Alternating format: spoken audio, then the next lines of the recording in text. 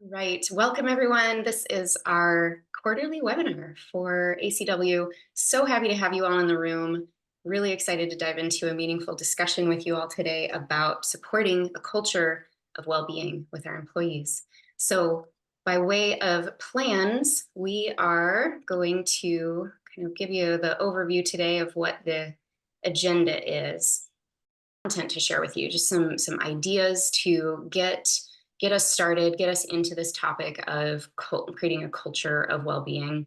And then we're going to leave some time for just Q&A between you and I, between yourselves, really some discussion time, anything you want to dive deeper into, any questions or thoughts you have of applying some of these principles to your work. And then I'm going to help you launch hopefully 10 minutes before the hour so that you can have some buffer space before your next appointments. But I really want to help you walk away with something actionable that you can share with someone or something you can do in your organization to take some next steps. And hopefully you can notice and kind of tune into what is resonating with you throughout our discussion today that is relevant for you in your work. So my name is Danielle Dinkelman. Many of you know me, but those that are going to be watching this recording, maybe not. And I am the co-founder and CEO of Advanced Corporate Wellness. We are based in the Portland area. My husband Blaze here. We live in Oregon City, just outside of Portland. And our interest in employee well-being is as providers. We have built this company as a service provider to small businesses and nonprofits so that employees can have access to their own personal health and wellness coach. So that's the core program we provide, among other things. I'm really excited to have a discussion today and really explore kind of what I've talked about before, Marie, and I think you and I talked about this, of just the evolution of the workplace, the evolution of the holistic nature, the direction that that's moving. And many of us in this room are a part of that evolution. And that's like the big vision that I get excited about, because I really believe that we all deserve to live in a world where we don't have to choose between our well-being and our livelihood. And I know I've been in that position before. My husband and I have been in that position before, and maybe you have too. And so what we can do to move that evolution forward is powerful, which is why we love to have these conversations. So thank you so much for joining us. All right. So let's dive into kind of the ideas, the information I want to share and dive into with you today. The big question I want to focus on is this: in our workplaces, can our employees prioritize their personal well-being? And this is the question. If you can answer yes to this in your workplace, then we're doing really well. This is hard to accomplish, though. It's really, really challenging because there's competing priorities. There's pulls on our time and our energy. There's demands. There's so much to navigate. So how on earth can we help organizations understand how to go about doing this? So let's dive in first. I want you to maybe reflect for yourself a little bit when you have been under a huge amount of stress and have just felt that your personal well-being just has to be put on the back burner. And maybe thinking of an experience where you have gone through burnout, and what led up to that? What caused that? How did you recover? These are gold mines of information for ourselves and for our teams. If we can really sit with this and reflect on these experiences, we can learn a lot about them.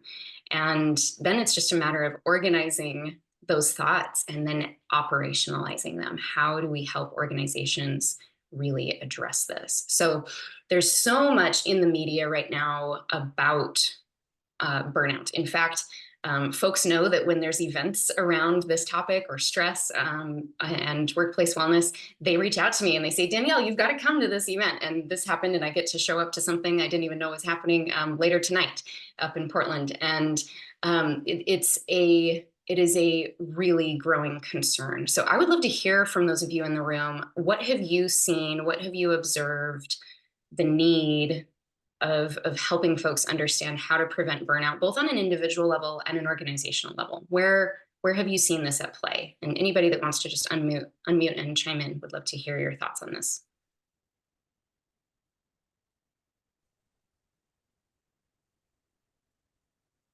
I can give maybe an example. I think a lot of what I'm experiencing today going into organizations is the huge change that happened through the pandemic. And, what does normal look like? And is there really a new normal, a new abnormal? And so that creates a lot of stress and burnout in people. And one of the things is a lot of companies had stated you can work from home, and then it was, well, we want you to come back 2 days, and now some are saying we want everyone to come back. And those are big things that are big changes quickly, and disrupts people's lives. So I'm seeing that, and yeah, it's very obvious. Yeah, that, like you said, that those sudden changes, it takes a toll. And again, competing priorities, right? The needs and desires of the organization may be kind of in conflict with the needs and desires of the employees in those. Yeah, and that's a huge topic right now. Very relevant. Thank you, Maureen. Any other thoughts on this? I like, I don't know if you pronounce it Zhu or Zhu, but her comment there, folks are demanding and protecting their boundaries more these days. People need personal time and a life. I see that as a positive, and I 100% agree. Where we get challenged in my work is we work, again, like I said, very vulnerable individuals, folks with children and families, and individuals with trauma and behavioral health issues, who who don't, they have very poor boundaries. And a lot of our work is about sort of supporting them in understanding boundaries and setting appropriate boundaries. So they're constantly going over what would be sort of normal boundaries. And the struggle I see at times with our staff when we're in an environment now, in a workplace environment where people, as Zhu says there, do understand more about their boundaries, in an environment where we sometimes have to ask, part of our staff's role is to prioritize the needs of our clients on the job, and then how do they, and finding that right balance when if meeting the needs of our clients is at the detriment of themselves. And I'm not quite sure we know what that balance is, because it's probably changing every single day or minute, but that's where we sit. Absolutely. Thank you, Simon. And it's Joe. And thank you, Joe. Okay. for your comments in the chat. Yes. Yeah, Yes. thank you. Yeah, I'm just gonna say my name out loud so folks get it. It's Zhou Fang. Thank you. Yeah, thank you all. Yes. Yeah. Boundaries, huge, right? Huge precursor to burnout. It can be a wonderful tool for preventing burnout. It can be a wonderful tool for recovering from burnout. However, as you're saying, Simon, that question of priority, that question of balance, that's like a whole other topic. That's a whole other webinar. And these are the questions we need to start asking. And yeah, inside of each of these organizations, the needs are going to be different. And so the solution needs to be different. The solution needs to be customized. We have to find what works for that environment. So wonderful. Okay, so I think we can agree this is definitely relevant, right? So I want to just explore a little bit more of why we would then want to look at this of preventing the burnout.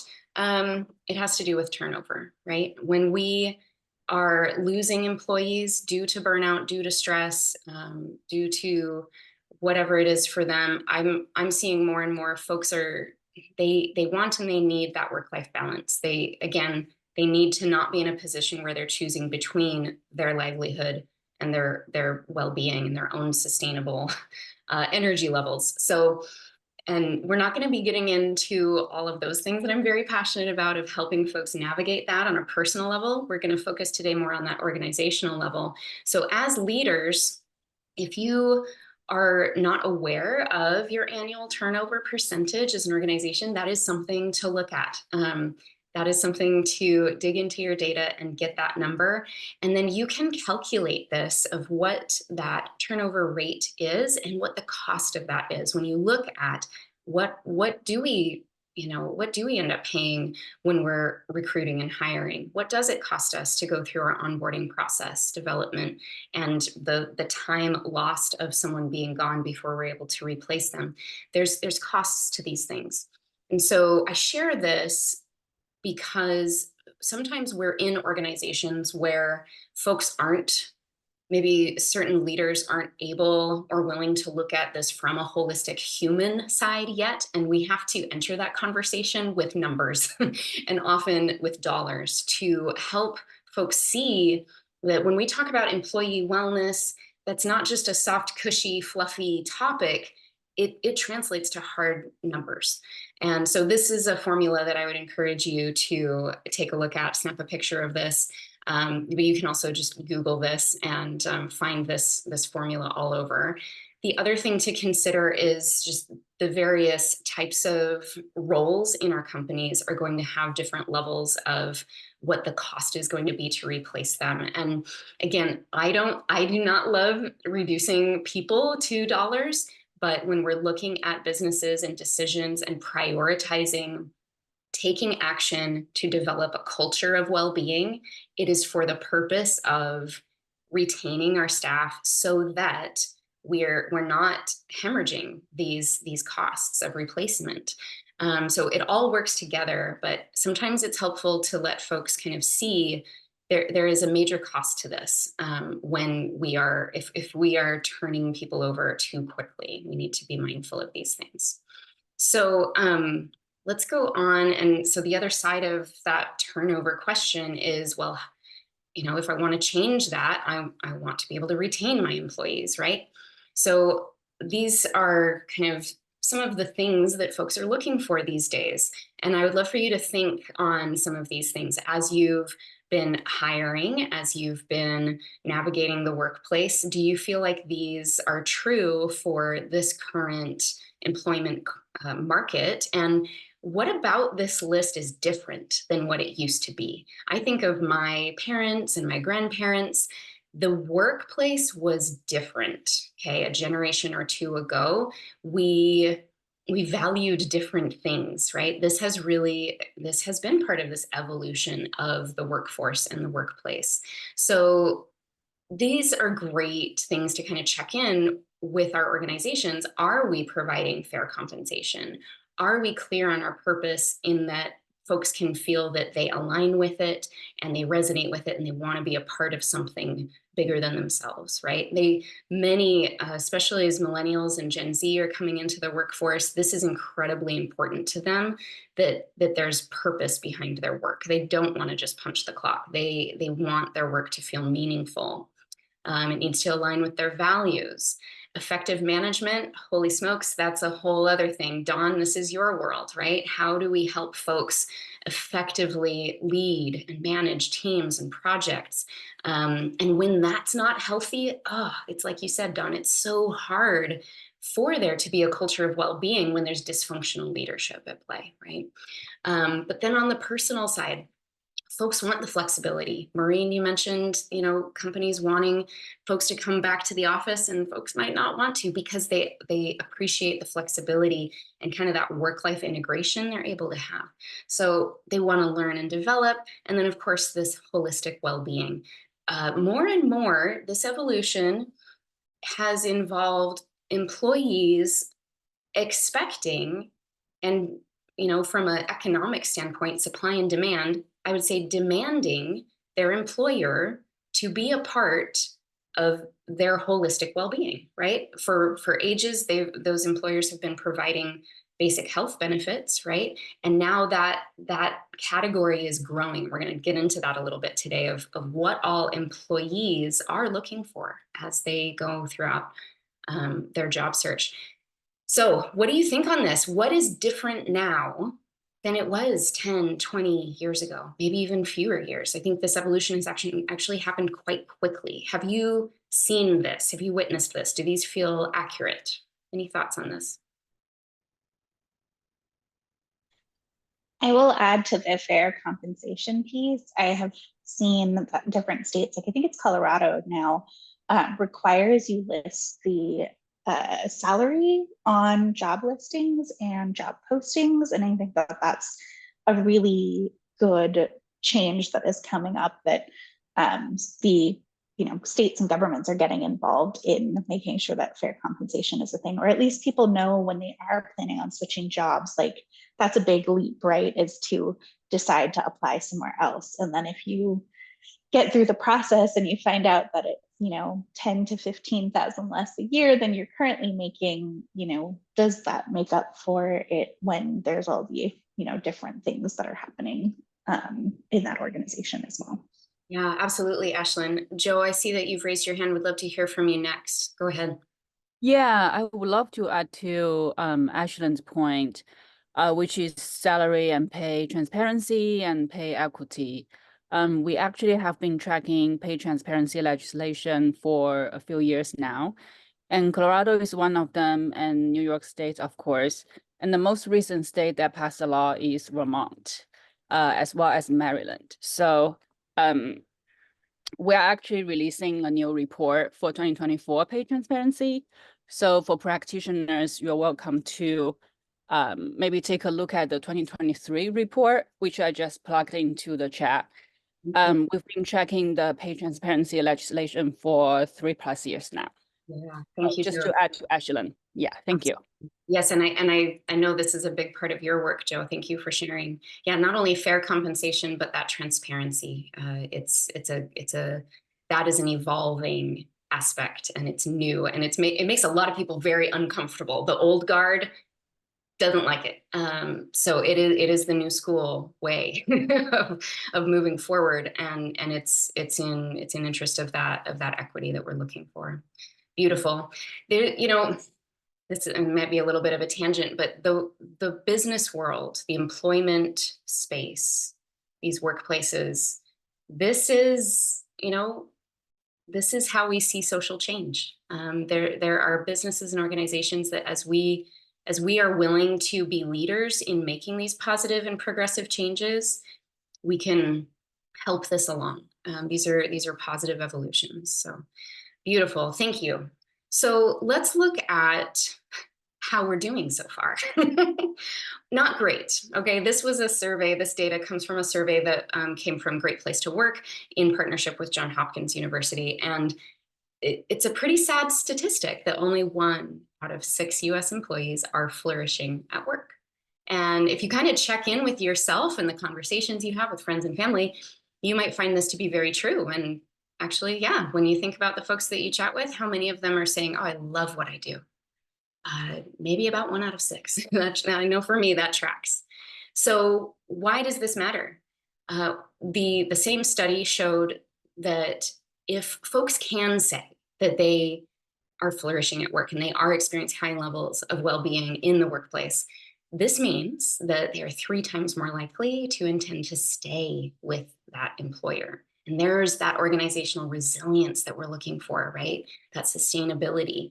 And they're 3 times more likely to recommend their current employer to others, which again is, that's the best compliment we can get when folks are saying, I love where I work and everyone else should come join the party.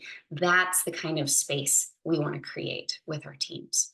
And it just boils down to this: as we are supporting the resilience and the flourishing and the well-being of our personnel, that flows right back into our organization. It's this symbiotic relationship that I'm fascinated by. So let's talk about, where do we start with this? First of all, I like to kind of look at the symptoms, okay? So if you can zoom out and think in your organization, how are things feeling in these 3 areas? And a place to start is actually just with yourself. In context of your role in your organization, how are your stress levels? This might not be a very fun exercise. How is your work-life harmony? How's your balance feeling? And how are your overall health and well-being? How's that going? QR code here. I think we can also drop a link. Yeah, Ashlyn already grabbed that. This is just a simple discussion guide you can use. It can be a self-inventory. You can use it as a discussion guide with your leadership team. You can use it as a discussion guide with your your department and your direct reports of, hey, just want to do a checkup. How are we doing? How are we feeling? If you're willing to ask those questions, that alone, it says a lot. It shows a lot of the type of leader you are and the type of organization you want to lead. So I encourage you, those of you that are practitioners in the room, reach out to me. Feel free to share this. I want people to use this. I want people to check in on these things. So that's step one. We want to check in. How are we doing? Now, what can we then do about it, right? It's very dangerous to go ask your staff for feedback and then do nothing with it. That will undermine trust. Okay, Simon, you're nodding your head. You're like, yep, we know this. The management 101, right? If you're going to ask for the feedback, make sure you're ready to take action. So this is kind of the 3 categories of action you can take as an organization. And we're going to dive into each of these. And I want you to, I'm really excited to get your perspective on what fits into these categories from your experience. These are the labels I've slapped on these, and I like alliteration. So we made sure that they all start with the letter P: permission, policies, and programs. Okay. As you know, we provide a wellness program. So our services really fit in that 3rd category.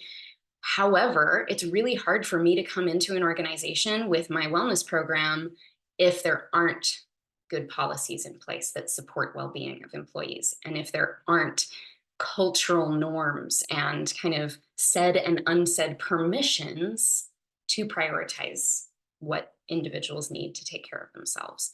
So let's dive into this a little bit. Let's talk about permission. And I'm going to open it up after I kind of introduce this. I want to hear what your thoughts are on this and anything you would add. So to me, permission means leading by example. I can tell you, looking at all of the organizations we've worked with over the last 2 or 3 years, the reason our programs work inside their organizations is because there's leadership that walks the walk, that has healthy boundaries, that strives to have healthy practices outside of work that support them in showing up at their best. And those leaders, and sometimes it's the CEO or the executive director, and sometimes it's someone that doesn't have a leadership title, but they have that personality, they have that magnetism and charisma of a leader, and they are the change makers. They are the people that are saying, yeah, you should take a break, or hey, maybe you don't need to work through your lunch. These little reminders and suggestions to it's okay to take a break. It's okay to refresh. It's okay to recharge. Those are powerful permissions that we give when we talk about the things that we're doing to take care of ourselves. It helps normalize it as a part of the culture. So I would love to hear your thoughts on this. Have you seen this make a difference when people are leading by example to give themselves and others permission to prioritize their health? What are your thoughts?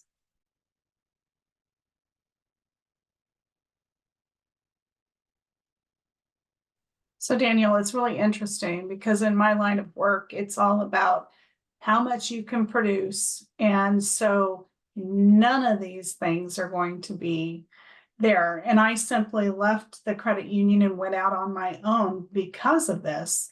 And what I'm seeing in my industry is that more advisors are leaving those places because of this sort of stuff.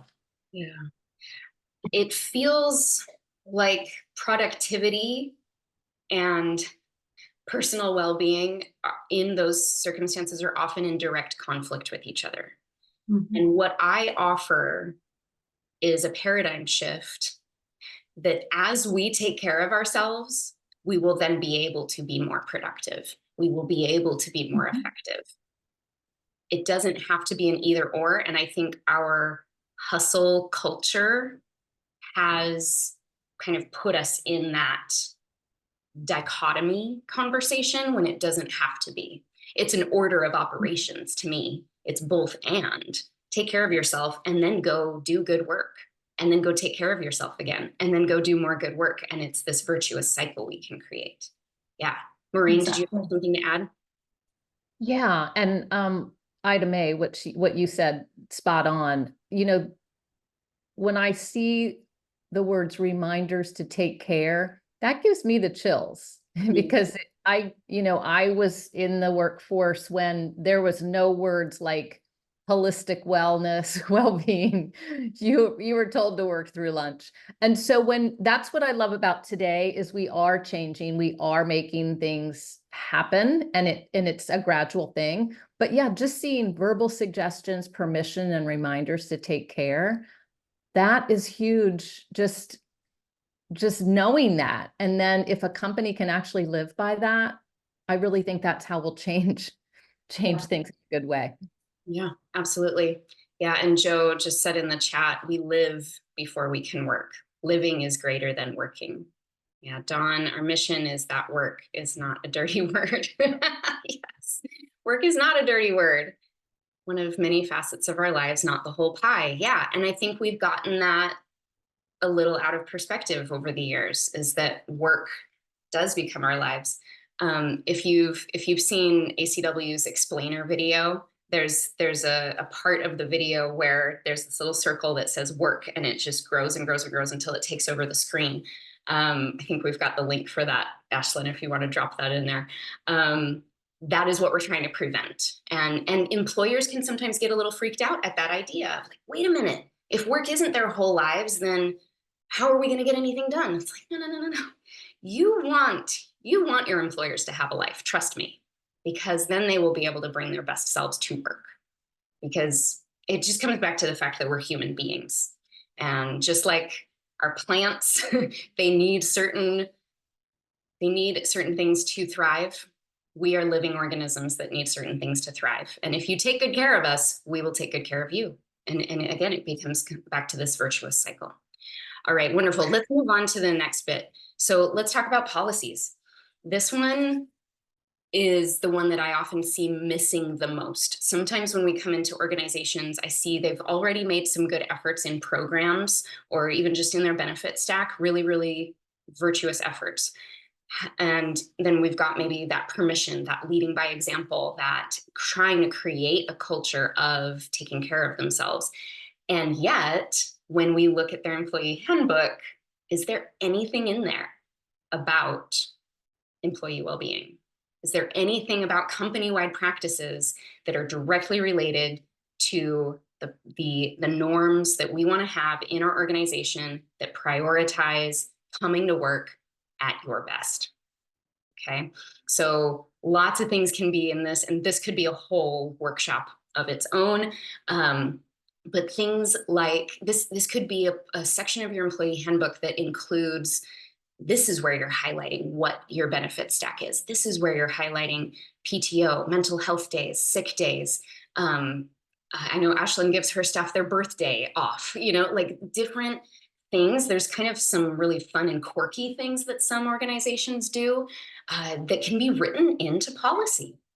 In the UK, Simon, you'll appreciate this, there is this thing called a staff well-being policy that I'm seeing that I have not seen anywhere in any content on the US side.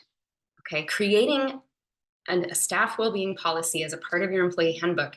There's so many organizations doing it in the UK, and all the information I could find about it were UK-based formats. It was very interesting. So I think we can be leaders. We can move forward on this faster. We don't have to wait for state or federal regulations to come through and say, hey, you should have X, Y, and Z. We can say, hey, this is who we want to be. This is how we want to be. And let's make sure if it's written, then those are the things that are getting cascaded down into your other departments. Then this is where we take that leadership and we make it more written in stone, right? More formal. That permission piece, verbally setting the example, that's informal leadership. When we write it into policy, we're creating formal leadership. And this is how we can cascade it through our organization. What are your thoughts on this? What are different policies or practices that you have seen that have just kind of been impressive to you? I mentioned Ashlyn's team, they get their birthdays off. Just little things like I think are really cool.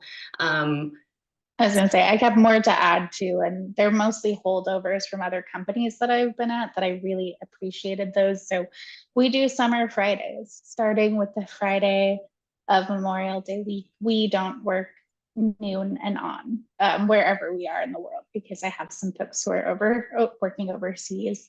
And then we also do 2 1-week company completely closed weeks. So one's coming up here at the end of June, and then the second one is the last week of December. Part of the reason we do that is a lot of our clients are closed. So we're like, we don't need to stay open because we don't have anybody doing that right now. And I know that there's other big, large corporates that have done this kind of as a well-being and wellness week. And it's just a nice way to have. And we also have unlimited PTO. So like, it's being able to take breaks, take vacations, and I need to track it. But honestly, I feel like my employees don't, they don't take a week off, but they might take a Friday or a Monday here or there to be able to have, that time and be able to work on their own health and well-being as well. Beautiful. Thanks for sharing, Ashlyn. I think it's so valuable to share some of these ideas. And I know every workplace has different demands, right? I know, Simon, in your workplace, there's certain things that are just not going to be realistic because the need for the work that you do doesn't go away, but just because it's the holiday. I recognize that. But are there ways that we can be creative and innovative of other things that we can do? Joe, I'd love to go to you next. What did you have to share? Yeah, thank you. I fully agree with Ashlyn. I will add that I think cultural competency should also be companies' policies. I think the US, we largely celebrate American festivals or holidays, which is appropriate. At the same time, we should also consider, folks who are from different cultural backgrounds, who have different roots. Some of them may celebrate, say, Lunar New Year, or some of them may celebrate Ramadan, things like that. So we should also be competent culturally, as well as certain cultural sensitivity when it comes to employee well-being, as well as policy making. Yes. I will also add kind of like addressing one point both Ashlyn and I mentioned earlier is the compensation part.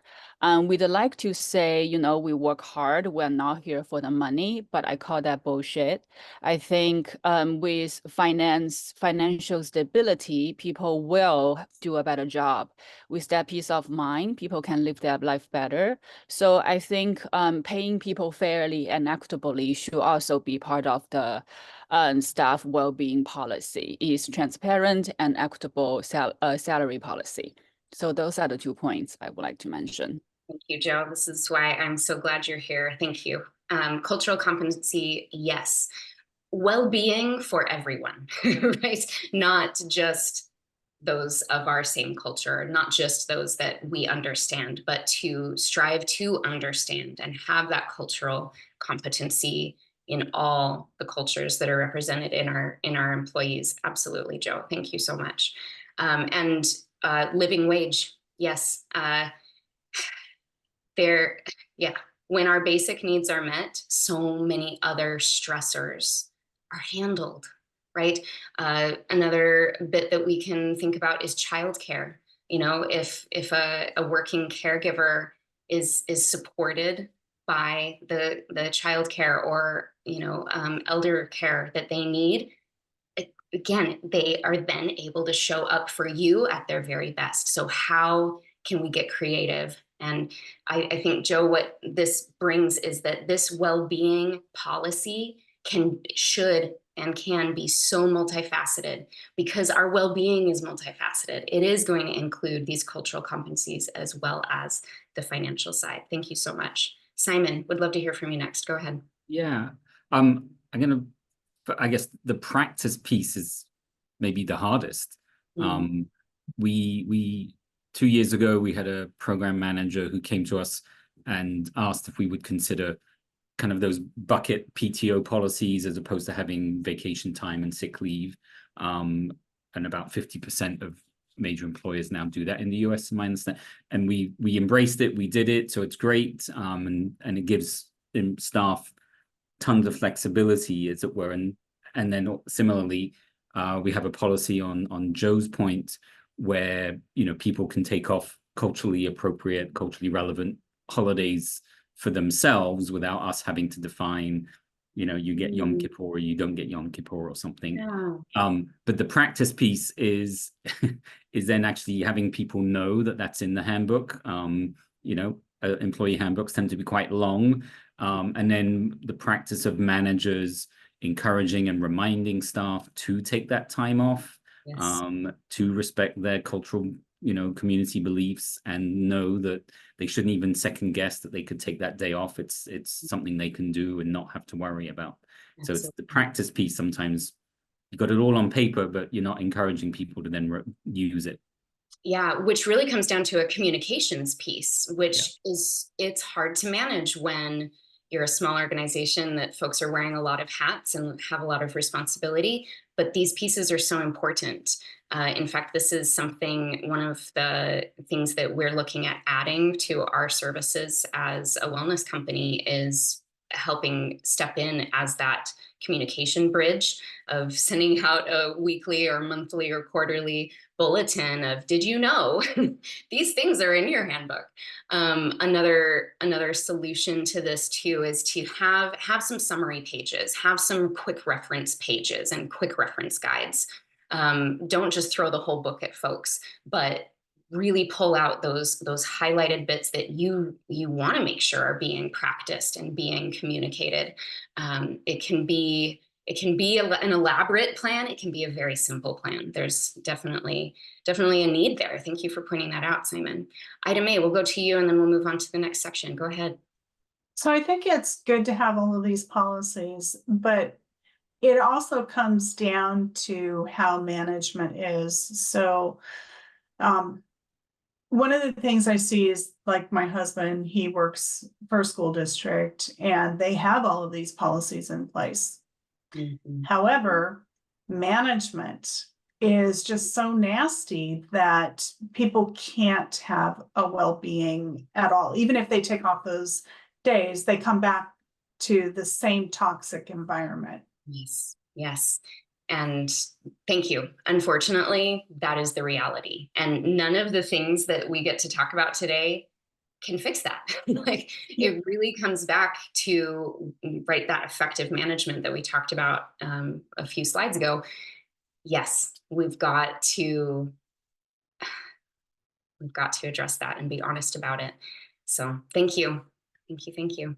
All right, let's go on to our third pillar, which is the programs. These are the support pieces. These are the tools and the resources that we can make available that are company sponsored, that we can make available to our staff. So of course, we all know the traditional benefit stack, right? Providing those health insurance benefits, providing those financial retirement plans, all of that.